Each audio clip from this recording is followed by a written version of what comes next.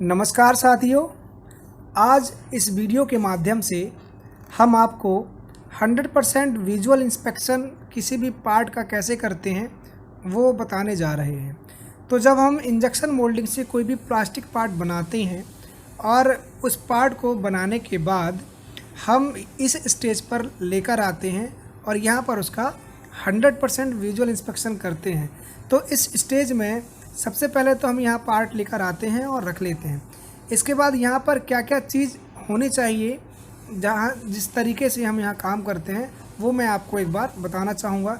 जैसे कि आप देख पा रहे हैं, यहाँ पर सबसे पहले तो उस ऑपरेटर का स्किल मैट्रिक्स स्टेज होना चाहिए। जैसे कि आप देख रहे हैं, skill matrix for inspection stage, उसका उसमें नाम होता है और वो क्या क्या पार्ट चेक कर सकते हैं वो अवेलेबल होता है। फिर होता है process work instruction, visual inspection work instruction. ये यहाँ पर हम डिस्प्ले करते हैं जिससे उसे पार्ट को देखकर और उनको हम चेक कर सकें। इसके बाद होता है पी चार्ट। पी चार्ट में हम फिल करते हैं कि आज हमने पार्ट कितना बनाया, कितना रिजेक्ट निकला और कितना ओके निकला। इसके बाद इस स्टेज में lot tag, rubber, pin ball, ये सब चीज़ें होनी बहुत ज़रूरी होती हैं और उनको रखने का एक निश्चित स्थान भी हम बना देते हैं। तथा हम बिफ़ोर और आफ्टर कंडीशन भी डिसाइड करते हैं कि बिफ़ोर में जो हम पार्ट चेक करने वाले हैं, इसके बाद आफ्टर कंडीशन में जो हमने पार्ट चेक कर लिया वो यहाँ पर अवेलेबल होना बहुत ज़रूरी होता है। इसके बाद फिर हम उन पार्टों को चेक करके फाइनल ओके में जहाँ रखते हैं वो ग्रीन बिन भी अवेलेबल होना बहुत ज़रूरी है।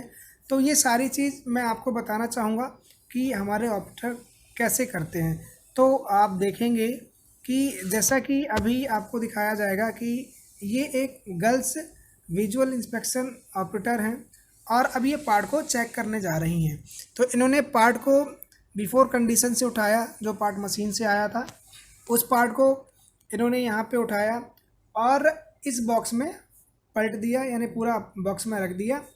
अब यहाँ पर इस पार्ट को रखने के बाद इस पार्ट को ये पहले तो उठाएंगी। उठाने के बाद उस पार्ट में पिन या बॉल, जिस दोनों की भी अगर किसी एक की ज़रूरत है तो उससे उस बॉल को गेजिंग करेंगी। गेज करने से यह पता चल जाता है कि पार्ट में किसी भी प्रकार की अंदर कोई प्रॉब्लम तो नहीं है। फिर पार्ट को अच्छी तरीके से विजुअल करना है, चेक देखना है आँखों के द्वारा।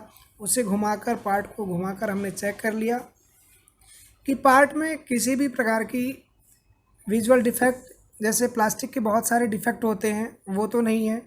तो ये हमें बार बार करना होता है कि पार्ट को लिया, गेजिंग किया, गेजिंग करने के बाद पार्ट में विजुअल डिफेक्ट जैसे short moulding, gas mark, yellow mark, silver mark, weld line, black spot, burn mark, ये सारी चीज़ पार्ट के अंदर अवेलेबल तो नहीं है। अगर इनमें से कोई भी एक डिफेक्ट भी मिल जाता है तो उस पार्ट को हम क्या करते हैं, ओके में ना रखकर रेड बिन में डालते हैं। जो हर घंटे पार्ट का रिजेक्शन निकलता है वो हम रेड बिन में सबमिट करते हैं और रेड बिन में डालने से पहले उस पार्ट में रेड मार्कर से उसको मार्क कर देते हैं और मार्क करने के बाद पुनः हम पार्ट को रेड बिन में डाल देते हैं, जैसे कि इन्होंने इस रेड बिन में डाल दिया। इसके बाद फिर हम यह प्रोसेस कंटिन्यू हर घंटे करते हैं और जो हमारा पार्ट प्रोडक्शन होता है उसके अनुसार पार्ट को एक एक पीस लेकर हर घंटे चेक करते हैं और चेक करने के बाद उन पार्टों को हम एक अलग शेप में रख देते हैं। जैसा कि आप देख रहे हैं, ये एक एक पार्ट को अच्छी तरीके से चेक कर रही हैं। पार्ट को घुमाया, फिर पार्ट को चेक करके रखा और जब ये पार्ट पूरा हो गया तो इन्होंने उठाकर एक पिन्नी में भर दिया, यानी इस पार्ट की एक पैकेट बना दी कि इस पार्ट में कितने पीस रखने हैं उसकी क्वांटिटी करके, और इस पार्ट की इन्होंने एक पैकेट बनाई। पैकेट बनाने के बाद फिर ये ओके का अपना एक टैग डाल देती हैं। टैग पार्ट में डालने के बाद फिर इसको रबर से पार्ट को पैकेट बना के बंद करेंगे। जैसा कि आप देख रहे हैं, पार्ट में पैकेट बन गया, इसकी रबर लगा दी और रबर लगाने के बाद यहाँ पर जो आप देख रहे हैं एक ओके का बिन है, उस बिन में छोटे छोटे पैकेट बना के यहाँ पर रख देते हैं। तो जो यह पूरा प्रोसेस होता है यह विजुअल इंस्पेक्शन का होता है और यहाँ पर 100% विजुअल इंस्पेक्शन किया जाता है। जो भी हमारे न्यू ऑपरेटर्स आते हैं जो पार्ट का विजुअल इंस्पेक्शन करते हैं उनको भी हम इसी प्रकार की ट्रेनिंग प्रोवाइड कराते हैं। इसके बाद जो पार्ट हमारा रिजेक्शन निकलता है या हमने प्रोडक्शन बनाया वो इस पी चार्ट में फिल करते हैं हर घंटे की तरह, कि एक घंटे में अगर हमने 100 पीस बनाया उसमें 2 पीस रिजेक्शन का निकला तो वो सारी चीज़ इस पी चार्ट में फिल कर देते हैं।